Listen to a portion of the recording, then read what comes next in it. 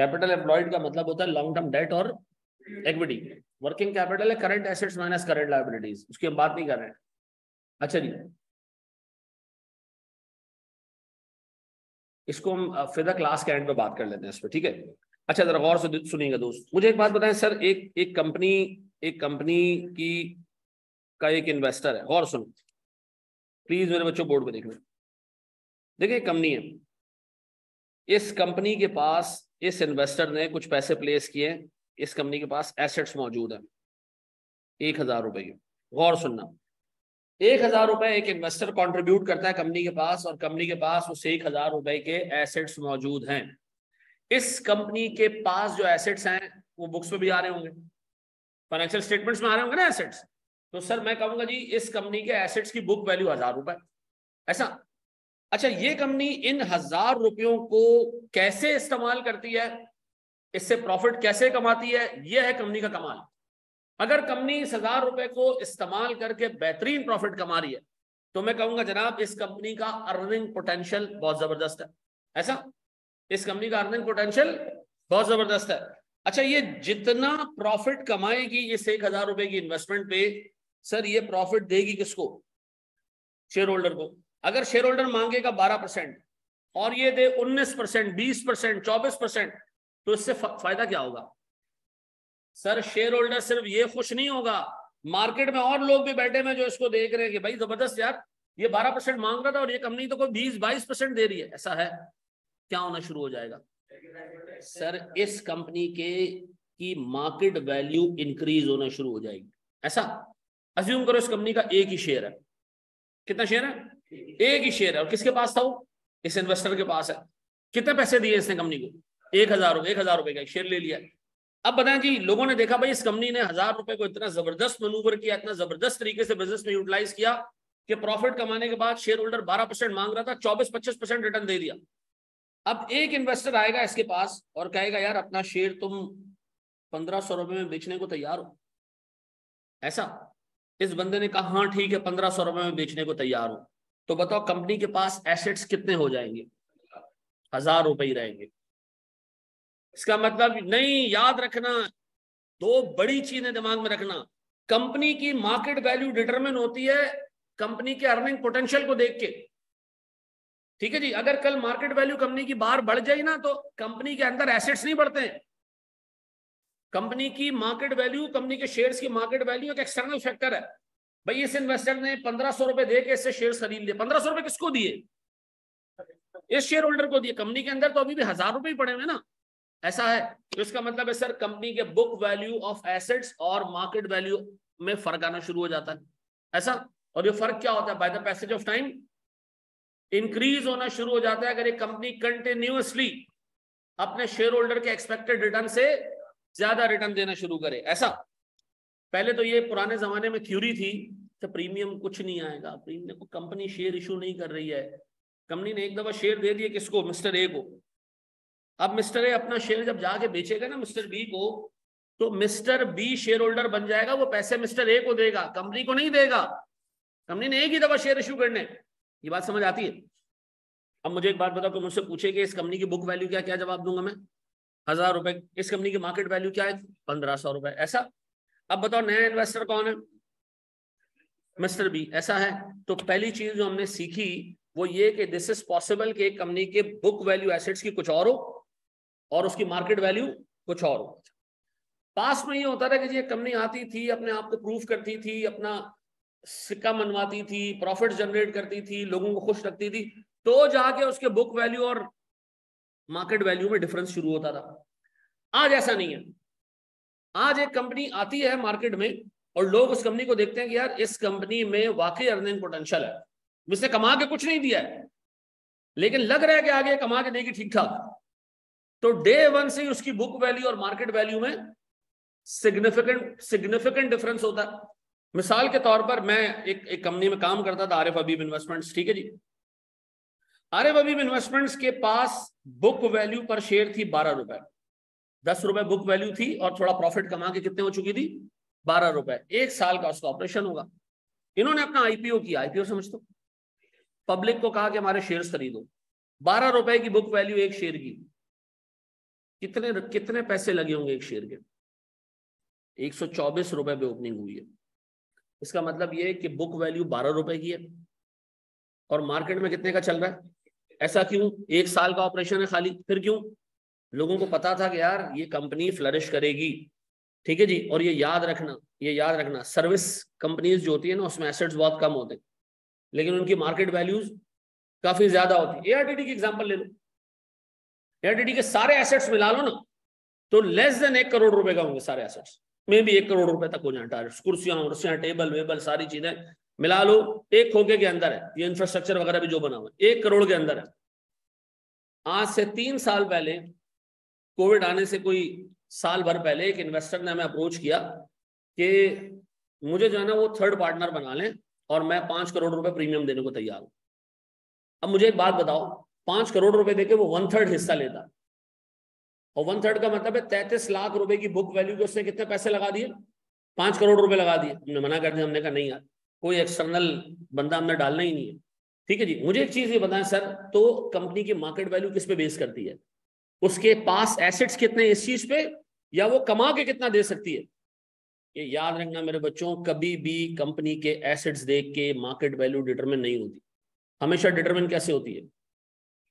अच्छा, अब ये चीज जहन में हमारे साथ, ये हमने इतनी लंबी चौड़ी कहानी की इसीलिए। अब गौर से सुनना मेरे प्यारे बच्चों। अब इसके लिए ना, इसकी वजह से कंपनी को तकलीफ होती है। वो कैसे?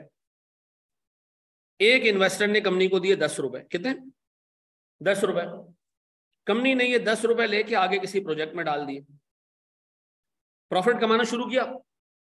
ये इन्वेस्टर कह रहा था मुझे 15% का रिटर्न चाहिए।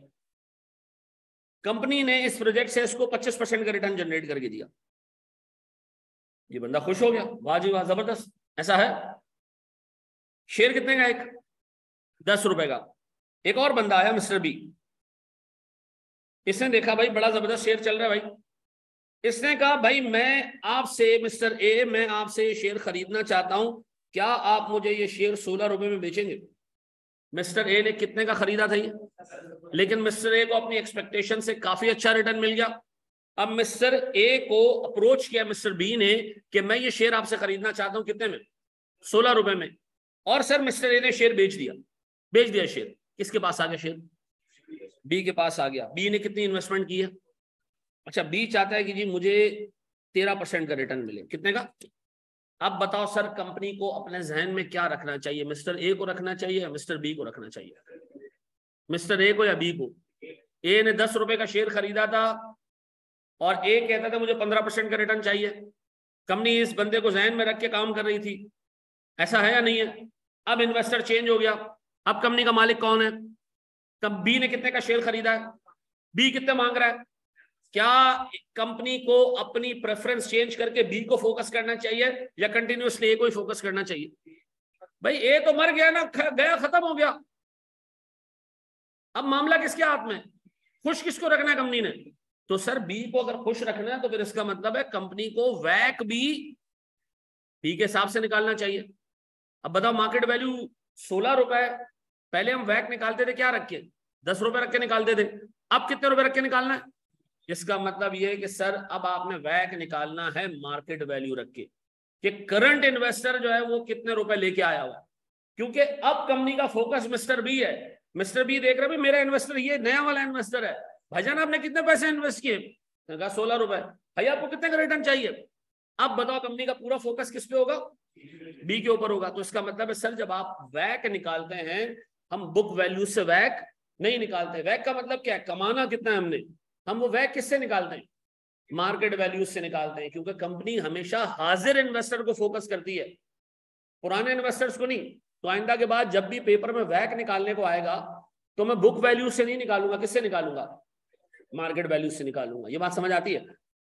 कुछ टाइम पहले ICAP ने 5 नंबर का BFD में एक सवाल पूछा, डाटा दिया उसने कहा जी बुक वैल्यूज है ये और मार्केट वैल्यूज है ये, वैक निकालें।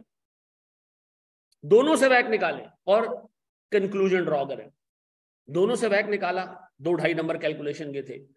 एक लाइन लिखनी थी उसके अंदर कि जी बुक वैल्यू से वैक निकालना बड़ी फजूल बात है, क्योंकि बुक वैल्यू तो जिस जमाने में कंपनी खुली थी उस वक्त का हिसाब किताब है, बुक वैल्यू नहीं है। जो हाजिर इन्वेस्टर शेयर खरीद के बैठा हुआ है, हमने तो उसकी नीड्स पूरी करनी है। ऐसा है नहीं है? तो सर कंपनी को हमेशा क्या करना चाहिए, वैक कैलकुलेट करना चाहिए किसकी बेसिस पे? अब बताएं, अगर मैं आपसे पूछूं मेरे बच्चों, वैक का फंक्शन क्या है? वैक का फंक्शन है sir market value of equity multiply by cost of equity यानी rate, plus market value of debt multiply by cost of debt divided by market value of equity plus market value of debt. ऐसा? तो sir इस पूरी discussion की 16 तो ए को दिया, equity तो 10 ही की है ना। हाँ वेरी गुड सर, कंपनी को चाहिए बी को इग्नोर ही कर दे, अब इसको खुश करना है हमने, ठीक है जी, वो खुश रख रहा है मतलब जी। आती अभी आएगी, थोड़ा सा आगे आएगा सर, मैं जानबूझ के उस पर डिस्कस नहीं कर रहा, थोड़ा सा आगे आएगी, ठीक है जी। जी मेरा बच्चा, सबसे इंपॉर्टेंट सवाल इस बच्चे ने पूछा कि एक कंपनी के हजारों शेयर होल्डर्स होते हैं, तो वो हर एक की रिक्वायरमेंट्स कैसे डिटरमिन करेगा कि ये कितने मांग रहा है, वो कितने मांग रहा है। यही हमने बीएफडी में सीखना है। पहले हम एक एंगल सीखेंगे कि हमें शेयर होल्डर का रिक्वायर्ड रेट पता है और उससे मार्केट वैल्यू निकल रही है। फिर हम थोड़ा सा टाइम आगे जाके शेयर होल्डर का वो रिक्वायर्ड रेट कैलकुलेट करना सीखेंगे, ठीक है जी। तो हमारे पूरे कोर्स में 60% कोर्स है इसी चीज के ऊपर कि वो शेयर होल्डर जो मांग रहा है वो कैसे डिटरमिन होता है। उसके लिए हमने मॉडल पढ़ना है, कैपिटल एसेट प्राइसिंग मॉडल, ठीक है जी। थोड़ा सा आगे आ रहा है, अभी सिर्फ ध्यान में ये रखना है कि कंपनी को आवाम आके बताती है मुझे इतना पैसा चाहिए, ऐसा होता नहीं है वैसे, लेकिन अभी हमने सीखना ही है, ठीक है जी। इसी तरह रखना है, कंपनी के पास एसेट जब मिस्टर ए वाले ही हैं तो रिटर्न भी इसी बेस पर। नहीं नहीं नहीं, अब सुनो, देखो थोड़ा सा चीजों को आगे जाने देना हमने। मुझे एक बात बताएं, एक इन्वेस्टर आगे 10 रुपए दे के गया, उसको अपने मतलब से ज्यादा का रिटर्न मिला, वो चला गया लेके, उसने शेयर बेचा, चला गया। अब जो नया बंदा आया है उसे शेयर खरीदा कितने का, वो कितना रिटर्न मांग रहा है। अज्यूम करो कंपनी इसको सेटिस्फाई नहीं करती है, क्या होगा? ये अपना शेयर किसी और को बेचेगा और 16 से कम में बेचेगा, ऐसा। और अगर सर कंपनी इसके रिक्वायर्ड रिटर्न से भी ज्यादा कमाती है तो ये और ज्यादा महंगा बेचेगा। कब तक ये महंगा बिकता रहेगा? जब तक कि एक इन्वेस्टर के रिक्वायर्ड रिटर्न के हिसाब से कंपनी अर्न करना शुरू ना कर दे। एक पॉइंट आएगा कि मार्केट वैल्यू स्टेबल हो जाएगी, अब बढ़ना और नीचे होना कम हो जाएगी, स्टेबल हो जाएगी, ठीक है जी। और सर ये याद रखिएगा कि कंपनी जब भी अपने इन्वेस्टर को उनके रिक्वायर्ड रेट से ज्यादा रिटर्न देती है, उसकी मार्केट वैल्यू तभी ऊपर जाती है। ये बात समझ आती है सर? अच्छा सिंपल, क्या मैं इतना समझाने में कामयाब हुआ कि कंपनी को अपने हाजिर इन्वेस्टर को देखना है, और हाजिर इन्वेस्टर ने किस रेट पे शेयर खरीदा है? मार्केट वैल्यू पे। तो वो कहेगा जी मेरी इतने रुपए की इन्वेस्टमेंट है, मुझे इस पे रिटर्न दे। जो पुराना बंदा था उसको छोड़ दे, पक्का? अच्छा जी, अब आए जरा सर एक स्टेप आगे। बीएफडी में सबसे मुश्किल चीज पता है क्या होती है? सबसे मुश्किल चीज ये होती है कि बच्चे को शुरू की 5 क्लासेस इस चीज पे आमादा करना कि शेयर होल्डर अपना रिटर्न आके बताता है, ठीक है जी। ये मैं आपको फैक्ट बताऊं, अभी तो आप एमएफए में ना सवाल नहीं पूछे इतने लोगों ने, मैं फाइनल पढ़ाता हूँ तो बच्चा पूछता है कि कंपनी को कैसे पता चलेगा कि इन्वेस्टर क्या मांग रहा है, और यही सवाल है सारा। फिर जब 5 क्लासेस हो जाती है, फिर हम एक मॉडल खोलना शुरू कर दें, तब उसको अंदाजा होता है कि अच्छा शेयर होल्डर्स अपना रिटर्न ऐसे कम्युनिकेट करता, ठीक है जी। ऐसे कंपनी को पता चलता है कि शेयर होल्डर क्या मांग रहा है, ठीक है जी। तो आ रहा है थोड़ा सा आगे, ठीक है जी। अच्छा जी, एक स्टेप और आगे बढ़ते हैं हम जनाब। मैं आपको एक सवाल दे रहा हूँ सर, और इस सवाल में आपने मुझे क्या कैलकुलेट करके देना है? कैलकुलेट करके देना है सर।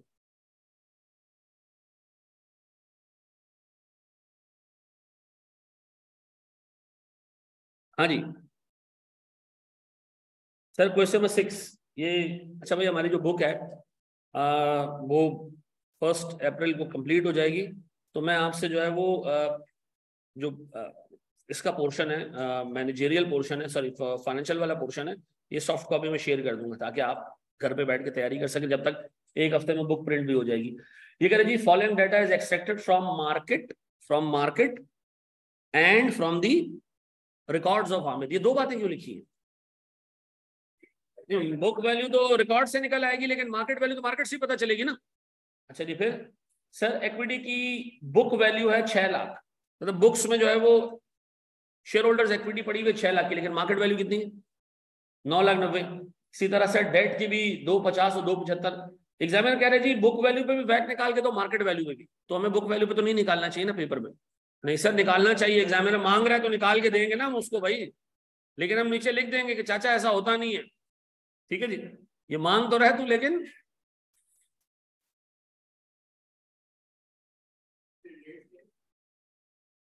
कौन सी रेट सेम लेंगे, क्योंकि बुक वैल्यू गलत है, हमेशा रेट डिफाइंड होता है मार्केट वैल्यू।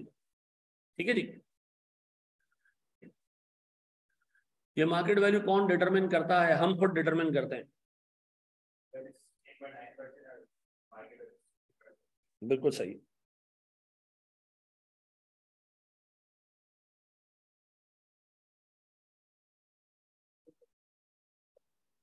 शाबाश मेरे बच्चों।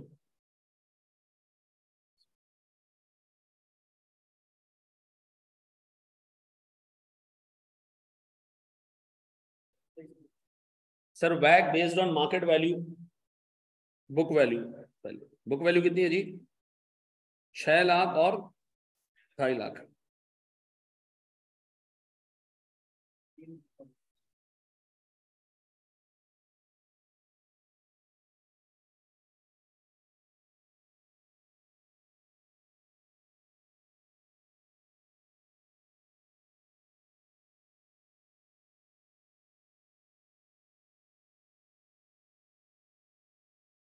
जी मेरे बच्चों, 16.46 या 45 एक ही बात है, कोई टेंशन नहीं। सर वैक based on market values, sir मेरे पास 9,90,000 मल्टीप्लाई बाय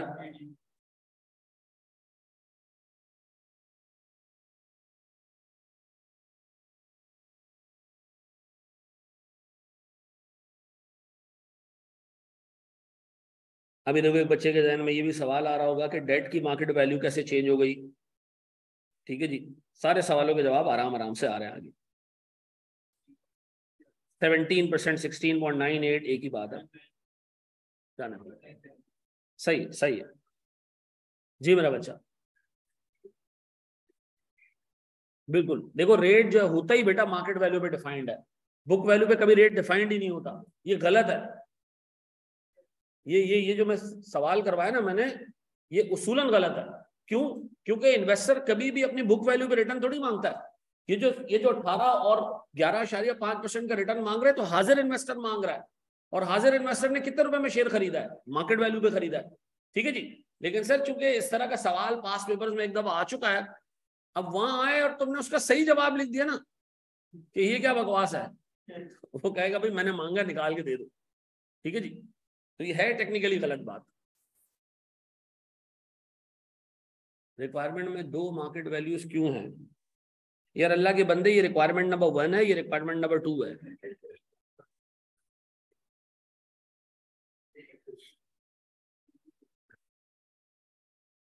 चलो खैर है, अगर मार्केट वैल्यू बुक वैल्यू से कम हो तो फर्क नहीं पड़ता कोई भी। अच्छा, क्या मैंने किसी जगह पे कहा कि विच एवर इज हायर? नहीं ना, मैंने तो कहा मार्केट वैल्यू लेनी है बस। अच्छा मेरे प्यारे बच्चों, बोर्ड पे देखो, बोर्ड पर देखो, बड़े आगे। अच्छा देखो एक चीज तुम्हें पता है, जब सीएफए में हम पढ़ने जाते हैं ना, सीएफए पढ़ने जाते हैं, CFA is all about financial management. ठीक है, वैक वैक ये सारी चीजें सीएफए में आती है। तो मैं पहला लेवल दे रहा था ना सीएफए का, तो पहले तो उसमें उसमें तकरीबन 22 नंबर की 20 नंबर की अकाउंटिंग होती है। अकाउंटिंग की किताब उठाई, मैंने कहा ये तो अपन को आता है। किताब खोली, वो यूएस गैप था पूरा, अकाउंटिंग स्टैंडर्ड्स नहीं थे। अब यूएस गैप और अकाउंटिंग स्टैंडर्ड में 2010-11 में बहुत बड़ा फर्क था। तो बड़ी मुश्किल से हमने अकाउंटिंग पढ़ी। फिर जब हम दूसरी किताब पे आए, कॉर्पोरेट फाइनेंस, वो हमने खोली, उसने कहा दुनिया के सबसे बड़े गधे अकाउंटेंट होते हैं। कौन होते हैं? अकाउंटेंट होते हैं। अकाउंटेंट जो है वो प्रॉफिट की बेसिस पर डिसीजन लेते हैं, गधे। प्रॉफिट में तो बहुत सारी चीजें ऐसी होती हैं जो कैश में मिलती ही नहीं है, उसकी बेसिस पे कैसे डिसीजन हो सकता है? तो ये याद रखना, जब तुम बिजनेस मैनेज ये पढ़ रहे होगे ना, बिजनेस फाइनेंस, तो जगह जगह अकाउंटिंग से क्लैश आ रहा होगा, जगह जगह अकाउंटिंग से क्लैश आ रहा होगा। एक अकाउंटेंट कहेगा भाई मैंने इतनी मेहनत से बुक्स बनाई है तो बुक वैल्यू लो ना। भाई हमने कभी भी वैक अपने लिए कैलकुलेट नहीं करना है, बल्कि इसलिए कैलकुलेट करना है कि मेरा इन्वेस्टर खुश रहे। तो हमने हमेशा वैक किस पे कैलकुलेट करना है? मार्केट वैल्यू पे कैलकुलेट करना है, ऐसा है। अच्छा जी, जो प्रूडेंस कॉन्सेप्ट है ना, ये पूरे कोर्स के अंदर मैं कहूंगा बकवास है, इसको रिवर्स करो, इसको रिवर्स करो, इसको रिवर्स करो, क्योंकि प्रूडेंस कॉन्सेप्ट क्या कहता है, बैड डेट्स को की प्रोविजन बनाओ। मतलब हमारे यहाँ अकाउंटेंट इतना फारिग है, मशीन की इम्पेयरमेंट की कैलकुलेशन कर रहा होता है कि मशीन एक दिन उतने पैसे नहीं देगी जितना आप सोच रहे हो, ठीक है जी। तो ये फाइनेंशियल मैनेजमेंट वाले कहते हैं ये क्या फजूल हरकत है भाई, बैठ के आज से तू बैठा ये चेक करने के लिए कि तुझे पूरे पैसे मिलेंगे, मशीन से नहीं मिलेंगे। तो हाँ, मैं आपको बता रहा हूँ कि हम हैं तो चार्टर्ड अकाउंटेंट, लेकिन पहली चीज जो हमें सीएफए में पढ़ाई गई, संजय जी ये जानबूझ के किया था आपने ना। मैंने कहा जी सर, वो आपने कहा था ना थोड़ा कैची होना चाहिए, ये नहीं आता था हमें, तो इतनी तो अंग्रेजी तो क्या बात हो गई यार, है। चले जी, बड़े आगे दोस्त। अब सुनो जरा एक चीज, अब एग्जामिनर ने लास्ट अटेम्प्ट में एक सवाल में एक ऐसी चीज पूछी, अल्लाह का शुक्र है कि वो हमने ना क्लास में कवर कर ली थी, ठीक है, वो चीज किताब में डिस्कस नहीं हुई है, तो मैं इसलिए अभी थोड़ी सी चीजें डिस्कस करूंगा जो जिसको जाके किताब में ढूंढने की कोशिश नहीं करना, ये समझने के लिए जरूरी है। मुझे पता है एक बिजनेस है, उसमें वो शुरू होता है, और मिसाल के तौर पर सुफियान साहब जो है वो उस बिजनेस के शेयर होल्डर है। सुफियान साहब के पास 5,000 शेयर हैं, सारे शेयर सुफियान ने अपने आप को इशू कर दिए और कंपनी शुरू कर दी, ठीक है जी। एक शेयर की पार वैल्यू कितनी है, 10, तो ये कितने हो गए जी, 50,000 रुपए, ऐसे ही है, ये शेयर कैपिटल है, ठीक है जी। सुफियान साहब ने बिजनेस करना शुरू किया, काम करना शुरू किया, प्रॉफिट कमाया, प्रॉफिट कमाने के बाद उसमें से डिविडेंड भी ले गए घर पे, तो जो बाकी प्रॉफिट बच गया, जो नई डिविडेंड के तौर पे लेके गए, वो क्या बन गया, रिटेन्ड अर्निंग या रिजर्व्स, ऐसा। सर ये आगे जी रिजर्व्स, सर 20,000 रुपए के रिजर्व्स। अब सुफियान साहब ने कहा यार मार्केट वैल्यू वगैरह गई भाड़ में, मेरी तरफ से भाड़ में गई, पूरी कंपनी मेरी है। अब बताओ सुफियान साहब क्या समझते हैं कि इनके कितने पैसे लगे हुए कंपनी में, 50,000 या 70,000? 70,000। क्यों? 50 तो वो लेके आए थे, फिर उन्होंने 20 का प्रॉफिट कमाया वो घर लेके, तो टेक्निकली वो भी इन्वेस्टेड है, ऐसा। तो बताओ सुफियान साहब के कितने पैसे इसमें इन्वेस्टेड है, 70,000 रुपए। अब एक बंदा आता है, वो कहता है जी आरिश कहता है मुझे बिजनेस खरीदना है, मुझे बिजनेस खरीदना है। सुफियान कहता है तुम्हारे सामने, आरिश कहता है जी मैं आपको 1 रुपए के बुक वैल्यू के अगेंस्ट, किसके अगेंस्ट, 1 रुपए के बुक वैल्यू के अगेंस्ट 1.5 रुपया देने को तैयार हूं। कितने? 1 रुपए की बुक वैल्यू के अगेंस्ट में 1.5 रुपए देने को तैयार हूं। गौर तो सुनना, इसका मतलब आरिश भाई ने कहा कि प्राइस टू बुक रेशो मैं चाह रहा हूं 1.5, ठीक है जी। ये किसने कोट किया? खरीदने वाले ने कहा इस कंपनी के 1 रुपए की बुक वैल्यू ऑफ इक्विटी के लिए मैं 1.5 रुपए देने को तैयार हूं। तो बताओ इस कंपनी के कितने पैसे देगा वो? अब बताएं सर, जब भी एग्जाम में price to book ratio given होगा, हम उसको 50,000 से मल्टीप्लाई करेंगे या 70,000 से? 70,000 से चरसियों, क्योंकि कंपनी के अंदर इन्वेस्टर के पूरे पैसे 70,000 लगे हुए, 50 नहीं लगे हुए। अब बताओ प्राइस टू बुक रेशियो जब भी गिवन होगा, प्राइस टू बुक रेशियो का मतलब क्या है? हर 1 रुपए की बुक वैल्यू जो इन्वेस्टर की लगी हुई है कंपनी के अंदर, सर दूसरा बंदा उसके लिए कितने देने को तैयार है? 1.5। अब देखिए पेपर में ये आता है 1.5 और लोग 50,000 से मल्टीप्लाई करके आगे चले जाते। 50,000 से नहीं भाई, 50,000 तो वो लेके आया था, 20,000 उसने कमा भी लिए और वो घर लेके नहीं गया। ये 20,000 भी कहाँ लगे हुए? बिजनेस में लगे हुए। अच्छा, अगर ये 1.5 को कैपिटल से मल्टीप्लाई होना है, तो सुफियान ये कहता है कि 2 मिनट रुको, मैं डिविडेंड ले लूं, ठीक है जी, मैं डिविडेंड ले लेता हूँ कंपनी से, निकाल लिए 20,000 रुपये। उसने कहा अब लगा ले 50,000 मल्टीप्लाई 1.5। नहीं सर, जब इन्वेस्टर आएगा वो किस पे 1.5 लगाएगा? अब बताएं सर कंपनी की मार्केट वैल्यू कितनी है? 1,05,000, ऐसा। अब बताएं सर एग्जाम में अगर आपको price to book ratio given है, तो आपने किससे मल्टीप्लाई करना है इसको? आपने इसको मल्टीप्लाई करना है book value of entire equity. किससे? Book value of entire equity. Equity में क्या क्या आता है? शेयर कैपिटल भी आता है और रिजर्व्स भी आते हैं। सर यही चीज उसने लास्ट टाइम पूछ ली, ठीक है जी, और गधे बेवकूफ मल्टीप्लाई करके आ गया 50,000 से। याद रखिएगा प्राइस टू बुक रेशियो किससे मल्टीप्लाई होगा? अच्छा अब सुनो सुनो, सुफियान ने कहा भाई ये बुक वैल्यू वैल्यू वाली सीन मेरे को नहीं आता भाई। ठीक है जी, सीधी सीधी बात करो, एक शेयर कितने का लोगे? सीधी सीधी बात करो, एक शेयर कितने का लोगे? बंदे ने कहा जी मैं आपको पर शेयर पैसे पे करूंगा, मार्केट वैल्यू पर शेयर पे करना चाह रहा हूं 21 रुपए। कितने? ये मार्केट वैल्यू कोट करने का एक और तरीका है। एक तरीका तो ये कि एग्जाम में आपको क्या दे दे, वो प्राइस टू बुक रेशियो दे दे। दूसरा तरीका क्या है? मार्केट वैल्यू पर शेयर दे दे। अब बताओ इस 21 को किससे मल्टीप्लाई करूंगा? सीधे सीधे नंबर ऑफ शेयर से, 5000 मल्टीप्लाई बाय 21 कितने? 1,05,000। अब इसके अंदर मैं रिजर्व घुसेड़ू? नहीं सर, क्योंकि एक शेयर की मार्केट वैल्यू में सब कुछ शामिल है। एक शेयर की मार्केट वैल्यू में सब कुछ शामिल है। यानी इसका मतलब है जब भी एग्जामिनर मुझे मार्केट वैल्यू पर शेयर देगा तो मैं मजीद कुछ भी नहीं करूंगा, सिर्फ नंबर ऑफ शेयर से इसको मल्टीप्लाई कर दूंगा। और अगर वो मुझे प्राइस टू बुक रेशियो देगा तो मुझे पूरी इक्विटी की बुक वैल्यू निकाल के उसको 1.5 से मल्टीप्लाई करना पड़ेगा। ऐसा अब देखें, दो गलत काम। Examiner price to book ratio देता है, ये चपड़गंजू सिर्फ शेयर कैपिटल से मल्टीप्लाई करके आ जाते हैं। और फिर ऐसे भी माशाल्लाह बेहतरीन मुजाहिद होते हैं जो मार्केट वैल्यू पर शेयर दिया जाता है उसको मल्टीप्लाई करते हैं शेयर से और फिर इसमें रिजर्व घुसा देते हैं। नहीं, जब मार्केट वैल्यू पर शेयर देगा तो सिर्फ किससे मल्टीप्लाई करना है? नंबर ऑफ शेयर से, क्योंकि एक शेयर की मार्केट वैल्यू में उसके रिजर्व सबका इंपैक्ट शामिल है। और अगर सर वो प्राइस टू बुक रेशियो देगा तो फिर आपने इंटायर इक्विटी निकाल ली। अच्छा, इस इंटायर इक्विटी के अंदर रिजर्व्स हैं, प्रीमियम्स हैं, शेयर कैपिटल है सर, इसके अंदर जो है वो शेयर डिस्काउंट है, इसके अंदर सर शेयर कैलकुलेट भी करवा सकता है। शेयर्स कैलकुलेट आमतौर पे नहीं करवाता, मार्केट वैल्यू पर शेयर पे रिजर्व कैसे आता है? अच्छा सुनो एक चीज सुनो, अज्यूम करो आपने ओजीडीसी का एक शेयर खरीदा, एक शेयर खरीदा, या से ओजीडीसी के सारे शेयर्स खरीद लिए। आप गए, आपने पैसे फेंके मार्केट में, सारे शेयर ओजीडीसी के खरीद लिए। आपने दिए उसके 120 रुपए पर शेयर के हिसाब से, सारे शेयर खरीद लिए। जब सारे शेयर खरीद लिए तो इंटायर कंपनी का मालिक कौन? अब वो सामने वाला बंदा ये तो नहीं कह सकता कि ये तो आपने शेयर कैपिटल खरीदा, रिजर्व तो मेरे। ऐसा तो नहीं होगा ना। वो बंदा जब आपको एक शेयर के प्राइस बताएगा तो उसके अंदर ऑलरेडी सब कुछ शामिल होगा। आप वो शेयर खरीदो और इंटायर कंपनी का मालिक बन जाओ। अब आप अगले दिन मालिक बन के गए, बैठे, उसने कहा चल भाई साइड पे हो जा, मैंने तेरे को कैपिटल बेचा है, रिजर्व थोड़ी बेचे। नहीं, शेयर की मार्केट वैल्यू में सब कुछ शामिल होता है। ठीक है जी, ये दिमाग में रखिएगा।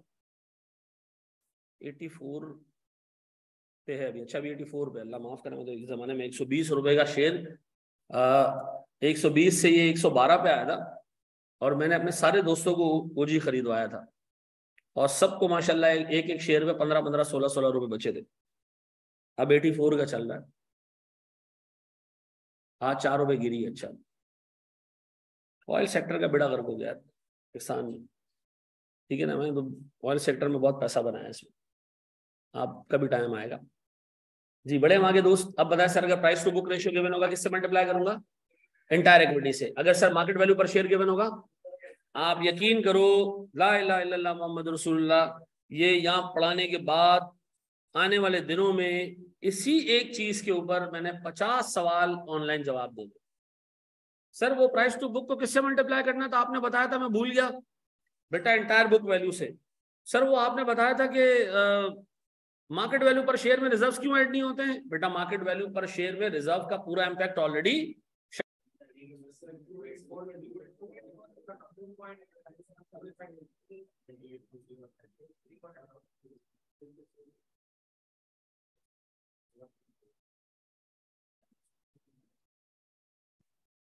जी मेरे बच्चों,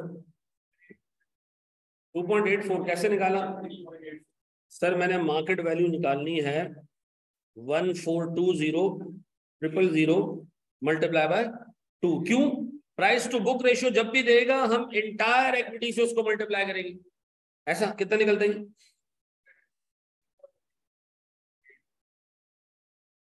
और सर अगर मुझे मार्केट वैल्यू निकालने के लिए प्राइस पर शेयर दे दो तो हमें पहले शेयर्स निकालने पड़ेंगे। अच्छा, शेयर कैपिटल है 9,60,000 डिवाइडेड बाय 10 रुपए की पार वैल्यू है तो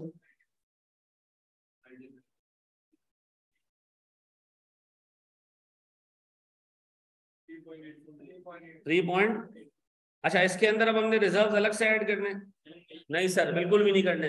रिजर्व बिल्कुल भी ऐड नहीं करने। ऐसा, ये बेसिक बेसिक बातें समझ आ रही है ना? चलो जी आगे बढ़ते हैं स्टेप। नहीं नहीं, वो किसी ने लास्ट टाइम खरीदी होगी तो उसको दोबारा खरीदना पड़ेगा। किसी के भाई ने खरीदी होगी, पहले पढ़ ली होगी तो। चले जी प्यारे भाई, बोर्ड पे एमएफए में बड़ी चेंजेस हुई हैं, लेकिन अभी तक वो चेंजेस इंप्लीमेंट नहीं हुई। ठीक है जी, उन्होंने चेंजेस कर दिए हैं। अब वो देखो बीच में अनाउंस करते हैं, इसको कभी भी अनाउंस करते हैं, लेकिन वो चेंजेस अनाउंस हो गए तो थोड़ा सा मुश्किल हो जाएगा मामला। ठीक है, लेकिन मैं जहन में रख के चल रहा हूँ कि वो चेंजेस होंगी। ठीक है, अच्छा जी, नहीं हुई तो भी हम कवर ज्यादा करेंगे, कम नहीं करेंगे। ठीक है, अच्छा जी बोर्ड में देखना, प्राइस टू बुक रेशियो 2 को एक्सप्लेन कर दें। यार 2 का मतलब ये है कि एक बंदा आके कहता है कि मैं हर 1 रुपए के बुक वैल्यू को 2 रुपए असाइन कर, यानी मिसाल के तौर पर आज कोई बंदा एआरटीडी में आता खरीदने के लिए उसको, और वो कहता है जी एआरटीडी के पास टोटल एसेट्स कितने हैं, मैं कहता हूँ 1 करोड़, तो वो कहता है 2 करोड़ ले और जाए यहाँ से। तो इसका क्या मतलब है सर, उसने हर 1 रुपए की बुक वैल्यू का 2 रुपए मार्केट वैल्यू लगाया। ऐसा सेट हो गया ऐसा? चलो जी बोर्ड पे देखो मेरे बच्चों, सारी चीजें 2 मिनट के लिए छोड़ दो, पूरा फोकस बोर्ड पर, पूरा फोकस बोर्ड पर। अब मुझे एक बात बताएं, अगर मैं आपसे ये पूछूं प्यारे भाई, अल्टीमेटली वैक 4 चीजों से मिलके बनता है, 4 डिटर्मिनेंट्स हैं वैक के।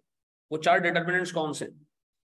किसी भी कंपनी की इक्विटी की मार्केट वैल्यू मल्टीप्लाई बाय, तो अच्छा ये कैसे मालूम करेंगे? एग्जाम में डाटा दिया होगा, ये शेयर होल्डर से पूछेंगे, हाँ भाई कितने चाहिए। ठीक है, अभी तक हमने यही सीखा है। Plus market value of debt, ये हमने बिल्कुल भी अभी तक इसको टच नहीं किया, और ये इंटरेस्ट रेट। ऐसा divided by what? Market value of equity plus market value of debt. मेरे प्यारे बच्चों, 1 2 3 और 4। एक बच्चा सोच रहे नीचे वाले भी तो 2 हैं, वो ऊपर वाले ही है जी। सर ये 4 डिटर्मिनेंट्स हैं, ये 4 चीजें कैलकुलेट करना हमने अब सीखनी है। ठीक है जी, ये 4 चीजें कैलकुलेट करना सीखेंगे तो हमारा चैप्टर वैक का खत्म हो जाएगा। ठीक है जी, ये 4 चीजें कैलकुलेट करना हमने सीखनी है। ठीक है जी, अपने पास सेटिंग डालें, market value of equity and cost of equity, market value of equity and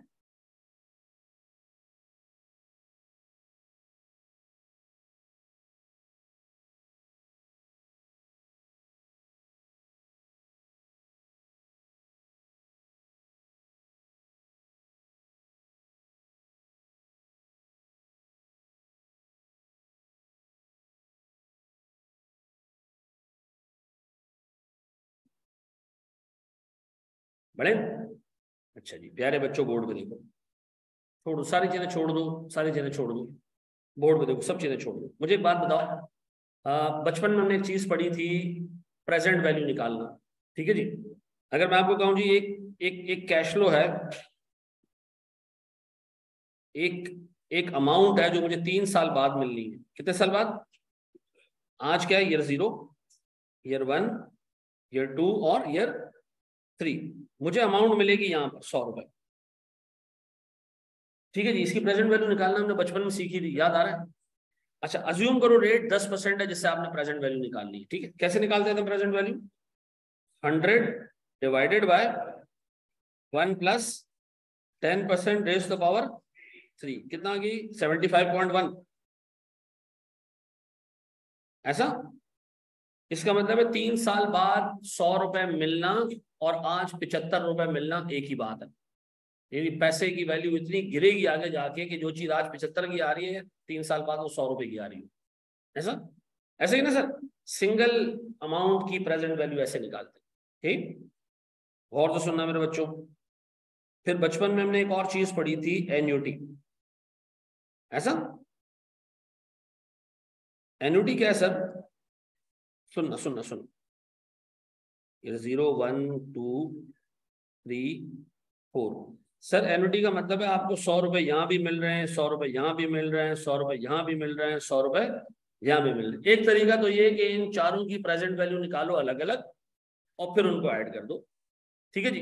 दूसरा तरीका क्या है कि इन चारों को आप इस तरह हिसाब किताब निकाल सकते हैं कि this multiply by 1 minus 1 plus rate raise the power -4, एक किस्त, दूसरी किस्त, तीसरी किस्त, चौथी किस्त, डन।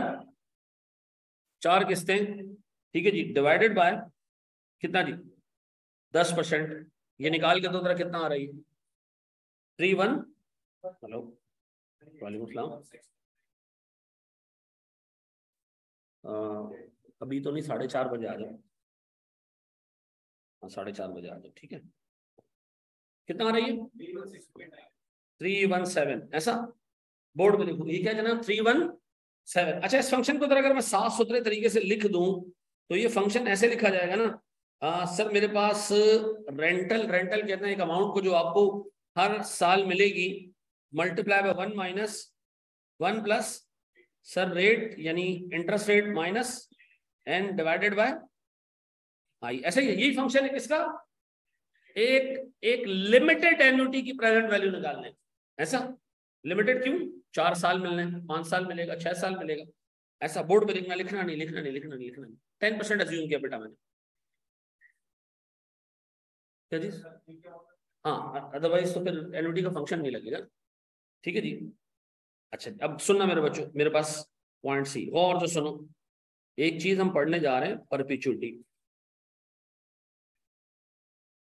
परपेचुइटी का मतलब पता क्या है सर, 0 1 2 3 4 इसराफील अलैहिस्सलाम सूद फूक है वहां तक, ठीक है जी।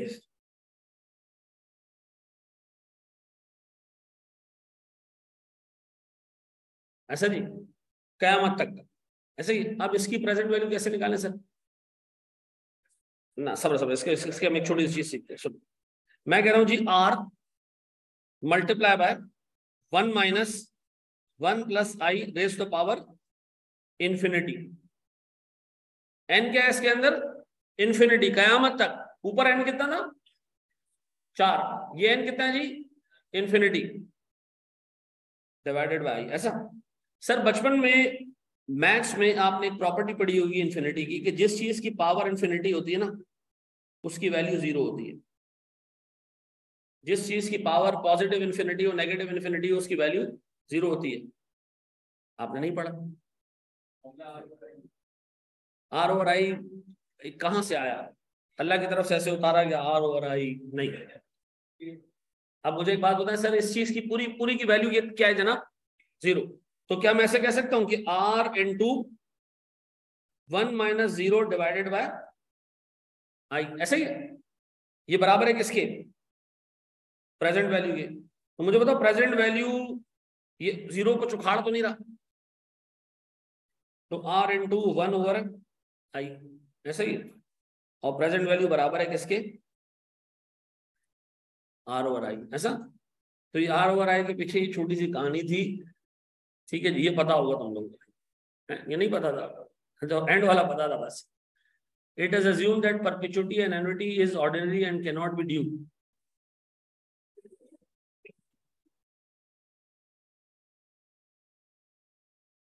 उर्दू जुबान में ये एक अमाउंट है जो हर साल मिलेगी, खत्म, कहानी खत्म। ऐसा आप सुनो, अब इसका मतलब ये है कि सर परपेचुइटी का फंक्शन ये है, एक ऐसी अमाउंट जो कयामत तक मिलती रहे ये है, एक ऐसी अमाउंट जो बड़े लिमिटेड टाइम तक मिले उसकी प्रेजेंट वैल्यू ऐसे निकलती है, और एक ही अमाउंट हो तो उसकी प्रेजेंट वैल्यू ऐसे निकलती है सर, आर ओवर 1 प्लस आई, ऐसा रेज टू पावर एन। ये मेरे पास है प्रेजेंट वैल्यू, ऐसे ही ना सर। अब मैं आपको सर कुछ नंबर्स दूंगा इक्विटी की मार्केट वैल्यू निकालने के लिए जो सिंगल होंगे, कुछ नंबर्स ऐसे होंगे जो एक लिमिटेड टाइम के लिए होंगे, और कुछ नंबर्स ऐसे होंगे जो कयामत तक के लिए होंगे, ऐसा है। अब सर हमें जो है वो प्रेजेंट वैल्यू उसको इसकी निकालना आनी चाहिए सर, ये कहाँ यूज करेंगे वो भी बता रहा हूँ। ये पुरानी चीजें सर रिकॉल करा दी मैंने, इसको इस्तेमाल कहाँ करना है वो अभी बता रहा हूँ, ठीक है। नीचे जाने दो वकास, मैं दोबारा बता देता हूँ।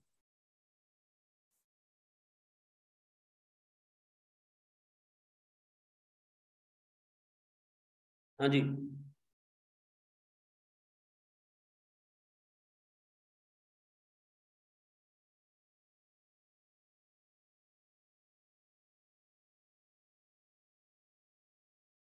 परपेचुटी एक ही अमाउंट है जो कब तक मिलेगी, क़यामत तक मिलेगी। अच्छा, ये भी तुम लोगों को फंक्शन पता होगा कि ग्रोइंग एन्युटी की प्रेजेंट वैल्यू कैसे निकालते हैं, कांस्टेंट रेट से ग्रो करने वाली है, ज्योमेट्रिक प्रोग्रेशन नहीं आती, लेकिन वो काम के साथ आता है, कद्दू याद नहीं है। ज्योमेट्रिक प्रोग्रेशन यूज होता है एक ग्रोइंग एन्युटी की प्रेजेंट वैल्यू निकालने है।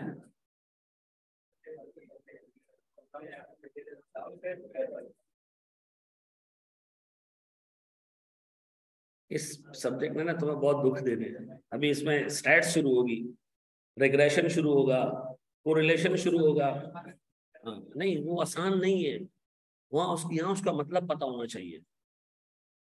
कोवेरियंस होगा, कोफिशिएंट ऑफ कोरिलेशन होगा, ठीक है जी। हैं? नहीं क्यों नहीं, वो स्टैट्स का पोर्शन निकल रहा है ना, स्टैट्स बाकी चीजों में भी है, वैक में भी स्टैट्स है भाई, क्या हो गया है? लेकिन अच्छा मजा आएगा। चले जी मेरे बच्चों, बोर्ड पे सारी चीजें छोड़ दो, सब चीजें छोड़ दो, बोर्ड पे सुनो। सर मुझे ना एक बिल्डिंग है, इसकी फेयर वैल्यू मालूम करनी है, कैसे मालूम करूं? सर इसकी फेयर वैल्यू मालूम करनी है तो आप जाएं और किसी ब्रोकर से पूछे, किसी स्टेट एजेंट से पूछे, वेरी गुड, वो आपको बता देगा। अच्छा, स्टेट एजेंट को क्या मतलब कोई जन्नत आके उसके कान में डाल के जाते हैं आवाज? नहीं, वो क्या करेगा ना सुनो, देखो आइडियल ये है कि एक चीज की मार्केट हो, बहुत सारे बायर्स हो, बहुत सारे सेलर्स हो, लेकिन हर चीज की मार्केट नहीं होती है। आइडियल तो ये कि आप किसी चीज की मार्केट में चले जाओ, जैसे मोबाइल है, मोबाइल के लिए आप किसी एजेंट के पास नहीं जाते हो, किसी स्टेट एजेंट के पास नहीं जाते हो, मार्केट जाते हो। 15-20 दुकानें आपको मोबाइल बेचते हुए भी नजर आ रही होती हैं और 200-250 कस्टमर आपको मार्केट में नजर भी आ जाते हैं, उसकी एक्स्टेब्लिश मार्केट है। शेयर्स खरीदने कहाँ जाते हो? स्टॉक एक्सचेंज जाते हो, वहां पर हजारों बायर्स हैं, हजारों सेलर्स हैं। बेस्ट फेयर वैल्यू किसी चीज की मालूम करनी है तो उसकी मार्केट में चले जाओ। लेकिन सर बिल्डिंग्स और स्पेशलाइज्ड एसेट्स मार्केट्स में नहीं बिकते। अब किसी बिल्डिंग की मार्केट वैल्यू मालूम करनी है तो क्या करेंगे हम? स्टेट एजेंट से, स्टेट एजेंट को कैसे पता चलेगा? वो आपसे पता कैसे बात करेगा? ऐसे बात करेगा, अभी अभी इस इलाके में एक बिल्डिंग बिकी है, इतने की बिकी है, अभी अभी मैंने एक को बिल्डिंग दिलवाई है, इतने की दिलवाई है। इसका मतलब है वो रीसेंट ट्रांजैक्शंस, इसी विसिनिटी में, इसी इलाके में जो रीसेंट ट्रांजैक्शन हुई है उसको रेफरेंस बना के आपको फेयर वैल्यू बताएगा। ऐसा है? अच्छा, व्हाट इफ के यार ये फेयर वैल्यू भी ना हो, हमारी बिल्डिंग किसी छांगा मांगा के जंगलात में, अब फेयर वैल्यू कैसे मालूम कर? सर स्टैंडर्ड कहता है तीसरा तरीका जो फेयर वैल्यू मालूम करने का है ना, वो हम यूज करेंगे पूरे बीएमडी के अंदर, पूरे एमएफए के अंदर। वो तीसरा तरीका क्या है कि अपने आप से आप ये पूछो कि इस बिल्डिंग से कितना कैश जनरेट होगा, इस बिल्डिंग से कितना कैश जनरेट होगा। और सुनना, मैंने सोचा कि इस बिल्डिंग से रेंट जनरेट होगा। क्या जनरेट होगा? रेंट। हर साल 100 रुपए का रेंट जनरेट होगा। कितने साल तक? सर 15 साल तक। हर साल कितने रुपए जनरेट होंगे? 100 रुपए जनरेट होंगे। अब और तो सुनना, ये मैं बिल्डिंग खरीदने जा रहा हूँ, बिल्डिंग में खरीदने जा रहा हूँ मैं। सर एक इन्वेस्टर हूँ, मैं चाहता हूं जब मैं अपना पैसा इस बिल्डिंग में डालूं ना, तो मैं उस पर 10% का रिटर्न कमाऊं। कितना रिटर्न कमाऊं? 10% का रिटर्न कमाऊं। किस पे कमाऊं? अपनी इन्वेस्टमेंट पे। ऐसा? और ये पैसा मुझे मिलेगा कैसे? जब मैं बिल्डिंग में पैसा इन्वेस्ट करूंगा, कैसे मुझे रिटर्न कैसे मिलेगा वापस? रेंट के थ्रू मिलेगा। रेंट कितना मिलेगा? हर साल 100 रुपए मिलेगा। हर साल 100 रुपए मिलेगा। तो सर अगर मैं काम करूं, इस बिल्डिंग की फेयर वैल्यू निकालना चाहूं तो कैसे निकालूं? सर आप इस 100 रुपए की, जो कि 15 साल आपको लगातार मिलेंगे, आप क्या निकाल लें? प्रेजेंट वैल्यू निकाल लें। किस रेट से? 10% से। तो बताएं सर मेरे पास कितने रुपए की मुझे खरीदनी चाहिए? 761। मुझे ये बिल्डिंग खरीदनी चाहिए 761 में, और अगर मैं ये बिल्डिंग 761 रुपए में खरीदूंगा, तो सर ओवर द पीरियड मुझे जितना रेंटल मिल रहा है, इफेक्टिवली मैं 10% का रिटर्न कमा के जाऊंगा। अब बताएं सर, जब भी मुझे किसी एसेट की फेयर वैल्यू मालूम करनी हो तो उसका सबसे आसान तरीका क्या है? आप अंदाजा लगा लें इस एसेट को खरीदने के बाद मुझे क्या कैश मिलेगा, ठीक है जी, उसकी प्रेजेंट वैल्यू निकाल लें। किस रेट से? अपने रिक्वायर्ड रेट से, जो आप चाहते हो इस प्रोजेक्ट से हासिल करना। अगर मैं 15% चाहूं इस प्रोजेक्ट से हासिल करना, तो सर ये क्या होगा, अमाउंट और कम आएगी। इसका मतलब है बिल्डिंग सस्ती खरीदो तो तुम्हें इतना रिटर्न मिलेगा। अभी बिल्डिंग कितने की खरीदनी पड़ेगी? 763 की। अगर मैं 761 की बिल्डिंग खरीदूं तो मैं कितना रिटर्न कमाऊंगा? 10% रिटर्न कमाऊंगा। कितना? 10%। प्रूफ करके दे दूं? एक छोटी सी कैलकुलेशन करते हैं, ठीक है जी, बोर्ड पे देखना मेरे बच्चों, थोड़ी सी कॉम्प्लेक्स कैलकुलेशन है, आपको अपने दिमाग में रखना है इसको, और फिर इसके बाद इस पे ईमान रखना है कि सर ने जो बोला है वो बिल्कुल। मैं पहले आपको एक चीज प्रूफ करके दे रहा हूं सर। मुझे बताएं हमने कितने रुपए की बिल्डिंग खरीदी है? 761। और तो सुनना मेरे बच्चों,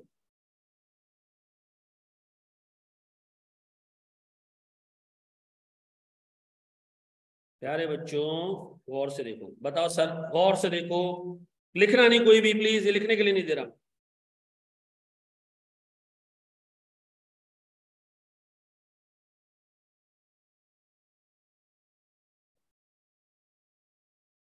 प्यारे बच्चों बोर्ड पे बताओ, हमने कितने रुपए की बिल्डिंग खरीदी? 760 खरीद ली, पैसे इन्वेस्ट कर दिए 761, यही है। बताओ कितना रिटर्न चाह रहा हूं मैं इस पे? तो मैं चाह रहा हूं जी, मुझे हर साल, पहले साल मुझे 76 रुपीज का रिटर्न मिलना चाहिए। कितने का? 76। कितने रुपए का रेंट मुझे मिलेगा? 100 रुपए का रेंट मिलेगा। 100 रुपए का रेंट मिल गया जी। अच्छा, मुझे तो मिलने चाहिए थे कितने? 76। मिले कितने?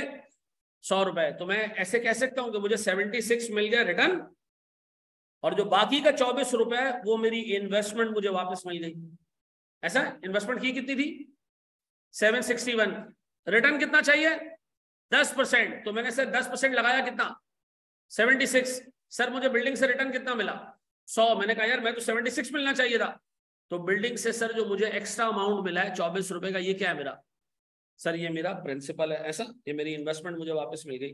अब बताओ कितना इन्वेस्टमेंट मुझे वापस मिल गया?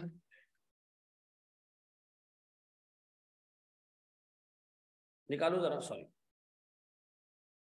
निकालो जरा। कैसे? सर मुझे इन्वेस्टमेंट वापस मिली 24 रुपए की। बताओ मेरी क्लोजिंग इन्वेस्टमेंट कितनी होगी? 737।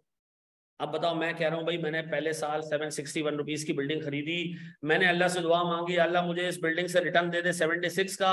अल्लाह ने मुझे 100 रुपए का रिटर्न दे दिया, तो 76 तो मेरा 10% का रिटर्न हो गया। जो बाकी ओवर एंड अबव आया वो क्या है? वो मेरे प्रिंसिपल की रिकवरी है। फिर क्या होगा सर नेक्स्ट ईयर? कितना मेरा जी ओपनिंग बैलेंस? इस पे कितना मुझे रिटर्न मिलना चाहिए? 10% का। मिला कितना जी?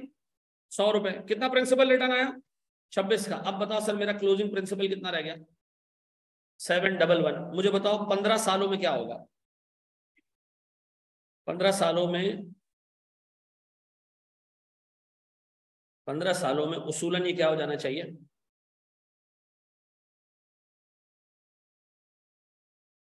जीरो हो जाना चाहिए। सर वो 2 रुपए बच रहा है, वो राउंडिंग ऑफ की वजह से आ रहा है। ऐसा? अब मुझे एक चीज ये बताओ, अगर मैं ये बिल्डिंग खरीदूं 761 का, क्योंकि मुझे 10% का रिटर्न चाहिए था, तो क्या 761 का खरीदने पे मुझे 10% का रिटर्न मिल जाएगा? हाँ, मिल जाएगा आराम से। अब मुझे बताओ किसी भी एसेट की मार्केट वैल्यू मालूम करने का तरीका क्या है? किसी भी एसेट की मार्केट वैल्यू मालूम करने का तरीका क्या है? आप उससे एक्सपेक्टेड कैश फ्लोज निकाल लें और उसकी प्रेजेंट वैल्यू निकाल लें। किससे? अपने रिक्वायर्ड रेट से। क्या मिल जाएगा तुम्हें? वो अमाउंट मिल जाएगी कि अगर तुमने इस रेट पे बिल्डिंग खरीदी तो तुम कितने कमाओगे? अपना रिक्वायर्ड रेट कमाओगे। व्हाट इफ क्या बिल्डिंग मुझे 600 की मिल जाए, तो फिर तो मैं सर 10% से ज्यादा कमाऊंगा। लेकिन अगर ये बिल्डिंग मुझे 761 की भी मिल गई ना, तो भी मैं कितने कमा लूंगा? 10% कमा लूंगा। ये बात समझ आती है? तो मेरी नजर में इस बिल्डिंग की मार्केट वैल्यू 761 से ज्यादा नहीं होनी चाहिए। अगर मुझे 761 में बिल्डिंग मिल गई तो I would be able to generate a return of 10%। ऐसा? व्हाट इफ के मेरा रिक्वायर्ड रिटर्न 12% हो, तो सर प्रेजेंट वैल्यू 12% के हिसाब से निकालूंगा, वो प्रेजेंट वैल्यू कम निकलेगी।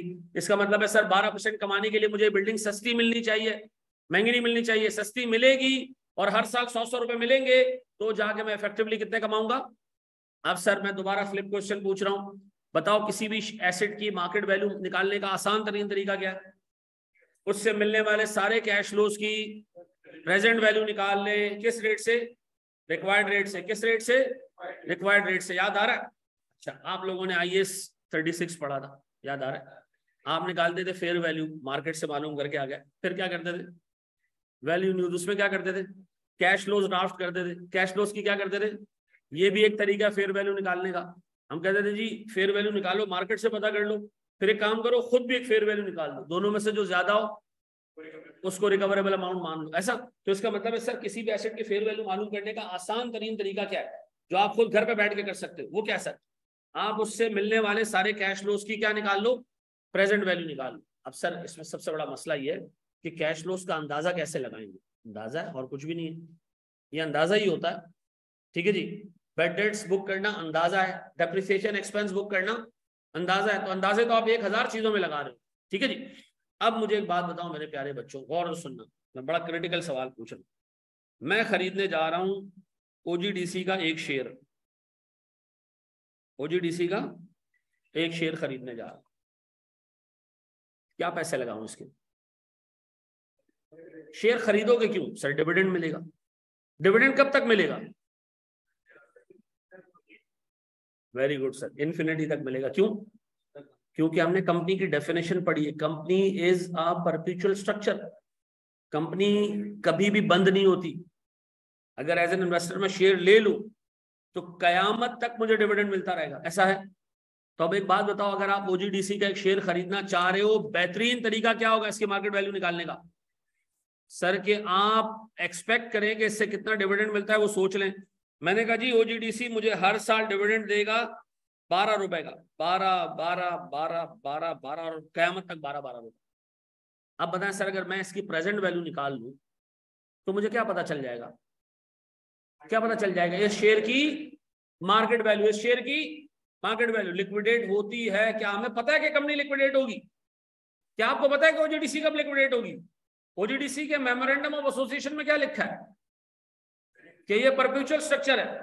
आर्टिकल्स में क्या लिखा है, परपेचुअल स्ट्रक्चर है, ये कंपनी बंद होने के लिए नहीं बनी है। सर व्हाट इफ के सारे शेयर होल्डर मर जाए, भाई शेयर तो उनके बच्चों को ट्रांसफर हो जाएंगे, कंपनी अपनी जगह पे खड़ी रहेगी। पार्टनरशिप में पार्टनर मर गया, पार्टनरशिप खत्म, लेकिन कंपनी के अंदर शेयर होल्डर आए गए, मर गए, तबाह हो गए, फट गए, लेकिन सर कंपनी नहीं बंद होती, ऐसा। अब एक बात बताएं सर, प्लीज बोर्ड पे देखिएगा, सुनना प्लीज। अब बताएं OGDC के शेयर्स आपको अगर खरीदेंगे तो उसका ऑब्जेक्टिव क्या होगा, मैं डिविडेंड खाऊं। डिविडेंड कब तक मिलता रहेगा, कयामत तक मिलता रहेगा। कयामत तक मिलता 12 रुपए का डिविडेंड। कैसे निकालूं इस शेयर की मार्केट वैल्यू, सर एक काम करें, सोचे अपने आप से सोचें कि आप इस शेयर से क्या रिटर्न डिमांड कर रहे हो। मैंने कहा जी मैं इससे रिटर्न डिमांड कर रहा हूं 10% का। कितने का, 10% का। अभी आपने परपेचुइटी की प्रेजेंट वैल्यू निकालने का तरीका सीखा। प्रेजेंट वैल्यू बराबर है R/I, तो R कितना है 12, I कितना है जी 10%, कितना आ गया जी 120। गौर से सुनना, गौर से सुनना। मैं समझता हूं, मैं एज एन इन्वेस्टर, मैं अहमद रजा ये समझता है कि OGDC की मार्केट वैल्यू कितनी है 120। OGDC की मार्केट वैल्यू कितनी है, ये किसने कैलकुलेट किया है, मैंने कैलकुलेट किया। एज एन इन्वेस्टर मुझे कितना रिटर्न चाहिए सर 10%, मुझे कितना रिटर्न चाहिए। कंपनी ने 12 रुपए का डिविडेंड देने का हिसाब किताब रखा हुआ है, कंपनी 12 रुपए का डिविडेंड देती है हर शेयर पे। मैं कितना रिटर्न चाह रहा हूं 10% का। मुझे एक शेयर कितने का खरीदना चाहिए 120 का। कितने का खरीदना चाहिए, व्हाट इफ के मार्केट में शेयर 110 का चल रहा हो, क्या मुझे खरीदना चाहिए, यस सर खरीदना चाहिए। क्या मुझे खरीदना चाहिए, यस सर खरीदना चाहिए। व्हाट इफ के मार्केट में रेट 130 का चल रहा हो, नहीं खरीदना चाहिए। इसका मतलब है सर आप जो मार्केट वैल्यू इस फंक्शन से निकालोगे ना वो आपके हिसाब से होगी कि इससे कम में मिले तो मैं खरीदूंगा, इससे ज्यादा में मिले तो। ये किसके हिसाब से वैल्यू निकली, अहमद रजा के हिसाब से। अब मिसाल के तौर पर सुफियान इसी शेयर की मार्केट वैल्यू निकाल रहा है। सुफियान कह रहा है मुझे इस शेयर से 15% का रिटर्न चाहिए, तो सुफियान क्या करेगा, इसी डिविडेंड को उठाएगा और 15% से डिवाइड कर देगा, कितना निकलेगा। सुफियान कहेगा 80 रुपए में मुझे मिलता है तो मैं खरीदूंगा, नहीं तो। अब बताओ मार्केट में वैल्यू 110 चल रही है, क्या खरीदेगा, नहीं खरीदेगा, ये नहीं खरीदेगा। सर हर बंदे के हिसाब से रिक्वायर्ड रिटर्न अलग अलग होता है। हर बंदा अपने हिसाब से कंपनी का डिविडेंड देखता है और मार्केट वैल्यू निकाल के बैठ जाता है कि मुझे शेयर खरीदना चाहिए या नहीं। ये बात समझ आती है? अब बताओ क्या इन्वेस्टर कंपनी को जाके अपना रिक्वायर्ड रिटर्न बताते हैं कि साईं मुझे ये चाहिए? नहीं। वो क्या करते हैं, वो खुद बैठ के सारा हिसाब कर रहे हो कि अगर मुझे इतना रिटर्न चाहिए तो मुझे शेयर के कितने पैसे देने चाहिए, अगर मुझे ये रिटर्न चाहिए तो मुझे शेयर के कितने पैसे देने चाहिए। अब बताओ सर, आइंदा के बाद जब मुझे किसी कंपनी के शेयर की मार्केट वैल्यू निकालनी होगी, मैं सिंपली क्या करूंगा, मैं निकाल लूंगा present value of all dividends. Present value of all dividends, एक शेयर से मिलने वाली जिंदगी भर कयामत तक के डिविडेंड्स की क्या निकाल लूंगा, प्रेजेंट वैल्यू निकाल लूंगा। तो सर प्रेजेंट वैल्यू कैसे निकलेगी डिविडेंड्स की? डिविडेंड्स डिवाइडेड बाय केई का मतलब है रिक्वायर्ड रिटर्न बाय इन्वेस्टर। ऐसा, रिक्वायर्ड रिटर्न बाय इन्वेस्टर। ये बात समझ आती है मेरे बच्चों? ये बात भेजे में बैठती है? अब सुनो सुनो सुनो, बहुत इंपॉर्टेंट बात। मुझे पता है क्या केई सबके लिए सेम होता है? नहीं, केई सबके लिए सेम नहीं होता, ये दिमाग में ऐसा। अब मुझे एक चीज ये बताओ, डिविडेंड कंपनी सेम ही देती है, ये हमारी अजम्पशन है कि डिविडेंड कांस्टेंट रहेगा, ठीक है जी, ताकि प्रैक्टिकली डिविडेंड कांस्टेंट नहीं होता, ऊपर नीचे होता रहता है। लेकिन हम अज्यूम करेंगे, जब कैश फ्लोज अंदाजा लगाएंगे तो हम अज्यूम करेंगे कंपनी सारे सालों में डिविडेंड क्या करेगी। अब बताएं, मैंने पहला उसूल इतने लंबे चौड़े डिस्कशन के बाद आपको यह समझाया कि कंपनी के शेयर की मार्केट वैल्यू कैसे निकाली जाती है, कैसे निकाली जाती है, प्रेजेंट वैल्यू ऑफ डिविडेंड्स। आपने अंदाजा लगाना होता है किसका, डिविडेंड्स का, और आपने एक रेट डिफाइन करना होता है खुद कि मुझे क्या चाहिए इस कंपनी से, और इससे क्या निकल आएगी, मार्केट वैल्यू निकल आएगी। ये बात समझ आती है? मार्केट वैल्यू किसके हिसाब से? मेरे हिसाब से। मे भी कंपनी की शेयर की मार्केट वैल्यू मार्केट में कुछ और चल रही है, वो मेरा मैटर नहीं है, ठीक है जी। ये बात विजय में बैठती है सर। अब मैं आपसे फिर जानना चाह रहा हूं, किसी कंपनी के शेयर की मार्केट वैल्यू निकालने का तरीका क्या है? Present value of all dividends. Dividends आप अंदाजा लगाते हो, रेट आप खुद डिफाइन करते हो, इससे क्या निकल आती है, मार्केट वैल्यू निकल आती है। सर अगर ऐसे तो हम एस्टिमेट चेंज करते जाए, बार बार करते जाओ बार बार, क्या मेरे सोचने से मार्केट पे कोई असर पड़ेगा? नहीं। मेरे सोचने से मैं सोच रहा हूं भाई मुझे 10% का रिटर्न चाहिए, एक वैल्यू निकल आएगी, 11% का रिटर्न चाहिए, एक वैल्यू निकल आएगी, लेकिन मार्केट में जो वैल्यू चल रही है मे बी वो ना हो। अब आप सुनिएगा सर, आपके एमएफए और बीएफडी के अंदर जो वैल्यू आप यहां से निकालोगे, एमएफए के कोर्स की हद तक वही वैल्यू मार्केट में भी चल रही होगी। ये हमारी अजम्पशन होगी। क्या होगी? कि जो वैल्यू मैंने यहां कैलकुलेट की ना, वही वैल्यू क्या होगी, मार्केट में भी चल रही होगी, ठीक है जी। ये हमारी अजम्पशन होगी। अब बताएं, किसी भी कंपनी की मार्केट वैल्यू निकालने का सबसे आसान तरीका क्या है? सर प्रैक्टिकली हम किसी भी चीज पर लगा सकते हैं। हाँ, लोग बिल्डिंग्स की मार्केट वैल्यू इसी तरह निकालते हैं। बिल्डिंग की मार्केट वैल्यू निकालने का एक तरीका तो है कि आप ब्रोकर से पूछ लो, ठीक है जी। ये कहलाती है मार्केट एडजस्टेड अप्रोच। भाई मैंने बिल्डिंग ब्रोकर से पूछा, मैंने कहा इस इलाके में बिल्डिंग कितने की बिकी? उसने कहा 3 फ्लोर की बिल्डिंग बिकी इतने की। मैंने कहा मेरी तो 4 फ्लोर की बिल्डिंग, अंदाजा एडजस्ट कर दो कि जी 1 फ्लोर और लगाएं तो कितने वैल्यू बनेगी। लेकिन ये तरीका सबसे अच्छा तरीका, ये क्या है जी, कैश फ्लोज निकालो और क्या करो, उसकी प्रेजेंट। सबसे बेहतरीन फेयर वैल्यू इससे नहीं निकलती है, सबसे घटिया फेयर वैल्यू है, क्योंकि इसमें अंदाजे बहुत है। ये क्या जनाब, इसमें अंदाजे बहुत, लेकिन सर चल जाती है ये। अब बताएं सर, मैं फिर रिपीट कर दूं पूरी डिस्कशन की समरी। मुझे सिर्फ एक लाइन, मैं आपके सामने फॉर्मूला रखता ना, मैं कहता जी कंपनी की मार्केट वैल्यू ऐसे निकलती है, तो आपको कद्दू समझ नहीं आता। मैंने पहले इसके लिए डिस्काउंटिंग समझाई, फिर इसके लिए मैंने बताया कि किसी एसेट की फेयर वैल्यू मालूम करनी है तो आप क्या करना है, उससे मिलने वाले कैश फ्लो उसकी क्या निकालने, प्रेजेंट वैल्यू निकाली। फिर मैंने उसको प्रोजेक्ट किया कंपनी के ऊपर कि कंपनी के शेयर खरीदने के बाद कैश फ्लो क्या मिलता है, डिविडेंड मिलता है। तो डिविडेंड की अगर हम प्रेजेंट वैल्यू निकाल लें तो शेयर की मार्केट वैल्यू मिल जाएगी, पक्का। अब बताएं सर, सर रेंटेड एरिया पर लगा सकते हैं, हर चीज की आप वैल्यू इससे निकाल सकते हैं। जो एसेट आप खरीदो, आप इस बेसिस पे किसी भी एसेट की फेयर वैल्यू निकाल सकते हो कि मुझे उसके लिए कितना पैसे देने चाहिए, ये आप निकाल सकते हो, पक्का। बड़े हम आगे दोस्त, दूं एक छोटा सवाल। अच्छा अब सुनो जरा दोस्त, एक कंपनी को कैसे पता चलता है कि इन्वेस्टर क्या सोच रहा है? आपने फंक्शन क्या पढ़ा? Market value equals to dividend divided by cost of equity. ऐसा कंपनी पता क्या करती है, कंपनी को मार्केट वैल्यू भी पता है, कंपनी को डिविडेंड भी पता है, वो ये दो रख के बैलेंसिंग फिगर क्या निकालती है, और उसको पता चलता है अच्छा मेरा इन्वेस्टर ये सोच रहा है, उसको डिविडेंड पता है ना कंपनी को तो कि मैंने कितना डिविडेंड देना है, उसको मार्केट वैल्यू भी पता है, मार्केट में जो चल रही है वो ये दो चीजें रखता है और क्या अंदाजा लगा लेता है कि अच्छा कंपनी का इन्वेस्टर ये रिटर्न मांग रहा है, ओके ठीक है जी। अब बताएं अगर मार्केट वैल्यू चेंज होगी तो वो चेंज किसकी वजह से होगी, केई की वजह से चेंज होगी। आप सोचोगे अच्छा इन्वेस्टर अब ज्यादा रिटर्न मांग रहा है तभी तो मार्केट वैल्यू पे इम्पैक्ट आ रहा है। आप बताएं जी, अब अंदाजा हुआ कि इन्वेस्टर कंपनी के दरवाजे पे सर मुझे ये रिटर्न चाहिए, ऐसा नहीं होता। ये कंपनी क्या करती है, बैलेंसिंग फिगर निकालती है, ऐसा बड़े एक स्टेप आगे। मार्केट वैल्यू एक है जो मार्केट में चल रही है और एक मार्केट वैल्यू है जो मेरे दिल में, ठीक है जी। क्या वो दोनों सेम होगी? नहीं। बिल्डिंग घर खरीदने जाते हो, घर खरीदने जाते हो, एक ही प्राइस लगी हुई होती है, 4 लाख का भाई ले लो, नहीं। हाँ वो मांगता है जी 2 करोड़, आप कहते हो नहीं 1 करोड़। फिर वो कहता है चलो 1,80 दे दो, आप कहते हो नहीं 1,20 ले लो, 1,10 ले लो, ठीक है जी। करते करते करते दरम्यान में कोई 1,60 1,50 पे डील हो जाती है, ठीक है जी। तो खत्म हो गई बात। ये लास्ट पॉइंट समझ नहीं आया उर्दू जुबान में, ये लास्ट पॉइंट हमने समझना भी नहीं था, मैं सिर्फ ये बता रहा था कि एक कंपनी को अपनी मार्केट वैल्यू पता होती है, डिविडेंड पता होता है और वो क्या निकाल लेती है, balancing figure, cost of equity. आए जरा सर मुझे एक सवाल सॉल्व करके दें।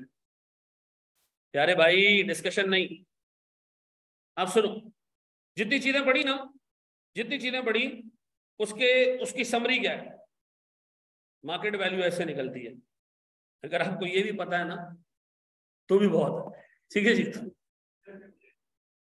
किसी शेयर की मार्केट वैल्यू ऐसे निकलती है, बट डिविडेंड को छत पर रखना है और केई को नीचे रखना है और साइड में से मार्केट वैल्यू निकल आएगी। अच्छा मतलब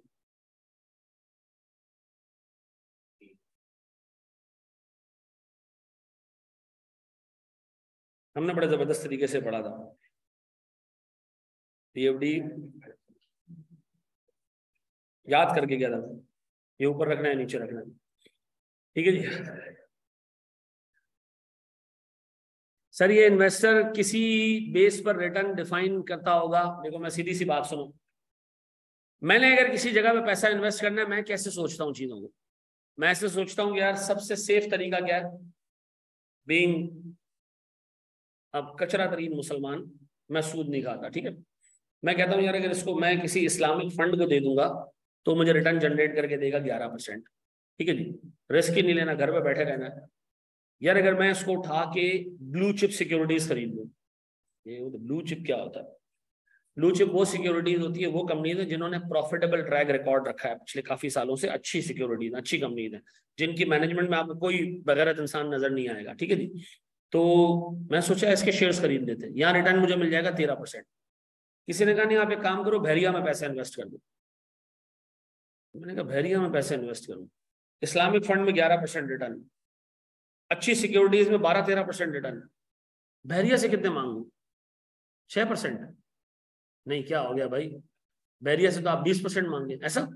तो मैं सोचा बैरिया से मुझे 20% चाहिए, मेरा दिल किया।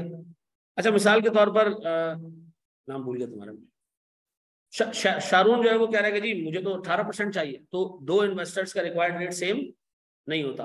अब हुआ ये कि मैंने 20% के हिसाब से मार्केट वैल्यू निकाली और मैं जाके बैरिया के प्लॉट्स खरीद लिए। अब बताओ जिस बंदे ने मुझे बेचे प्लॉट और जब मैंने खरीदे एक ही रेट पे खरीदे होंगे। जब आप सब्जी खरीदने जाते हो 15 रुपए किलो वो लगाता है और आप 15 रुपए देते हो, तो आपने 15 में खरीदा और उसने 15 में बेचा ना। अब बता जो मैंने जिस रेट पे ये जगह खरीदी कितना रिटर्न देगी मुझे?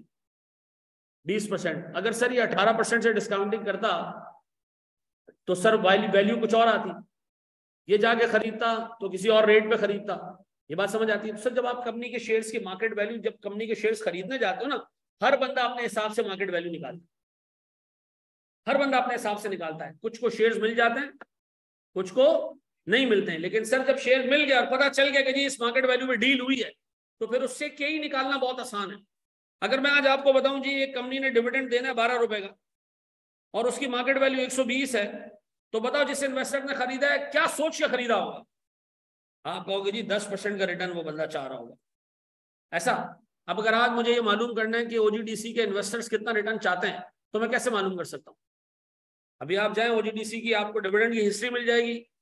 आप ओजीडीसी की करंट मार्केट वैल्यू रखें, डिविडेंड रखें, आपको अंदाजा हो जाएगा कि ओजीडीसी का इन्वेस्टर इस वक्त क्या रिटर्न मांग रहा है, एवरेज इन्वेस्टर, आम इन्वेस्टर। ऐसा है सर? इतना डिटेल में हमने अपने कोर्स को पढ़ना नहीं है। आपके कोर्स में आपको पता होना चाहिए कि मार्केट वैल्यू ऑफ इक्विटी कैसे निकलती है, डिविडेंड्स की प्रेजेंट वैल्यू निकाल के। तो डिविडेंड की प्रेजेंट वैल्यू ऐसे कैसे निकल रही है? ये वाला फंक्शन क्यों इस्तेमाल किया सर? क्योंकि डिविडेंड कब तक मिलेगा? क़यामत तक मिलेगा। ऐसा? अब आप मुझे जरा इन कंपनीज की मार्केट वैल्यू निकाल के दो चीजें निकाल देना। क्या चीज? मेरे पास किसकी क्लास है? आकाश की। चलो जी, एक कंपनी इसके अंदर कर दो, फिर हम ऑफ कर लें।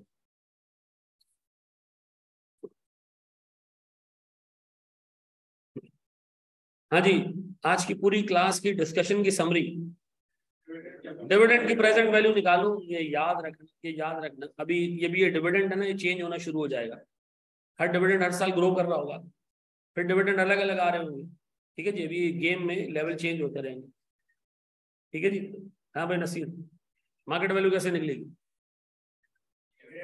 वेरी पंचायत ही नहीं है, प्रेजेंट वैल्यू बोल बोल के नहीं सर, डिविडेंड ओवर के। बिल्कुल सही है। मुझे बताओ एक का हिसाब किताब देखो जरा प्लीज, बोर्ड पे देखो दोस्त, सारी चीजें छोड़ दो। मुझे एक बात बताएं, प्रॉफिट कितने हैं ए के? 4,60,000। नंबर ऑफ शेयर्स कितने? तो एक शेयर की मार्केट वैल्यू निकाल लेते हैं। ऐसा बताओ कंपनी ने कितना प्रॉफिट कमाया? 460। शेयर्स कितने हैं? 25,000। तो 460 को 25,000 से डिवाइड करो। इसका मतलब है कंपनी हर शेयर पे कितने रुपए का प्रॉफिट कमा रही है? 18.4, और ये डिविडेंड के तौर पे दे देती हूँ। तो एक शेयर पे डिविडेंड कितना मिल रहा है? 18.4। ऐसा? ये आ गया जी डिविडेंड 18.4। आपने भी कहा था सर डिविडेंड को डिवाइड कर देना किससे? अब बताएं एक शेयर की मार्केट वैल्यू कितनी है? 147.2। ऐसा?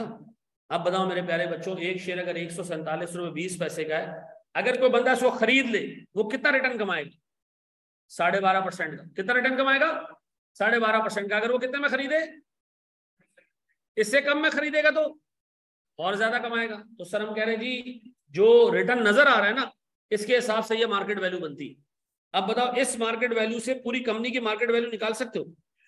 कैसे सर? मल्टीप्लाई करते नंबर ऑफ शेयर से। अभी हमने सीखा था कि जब भी market value per share given होगा, किससे मल्टीप्लाई करोगे? नंबर ऑफ शेयर से। तो नंबर ऑफ शेयर्स कितने?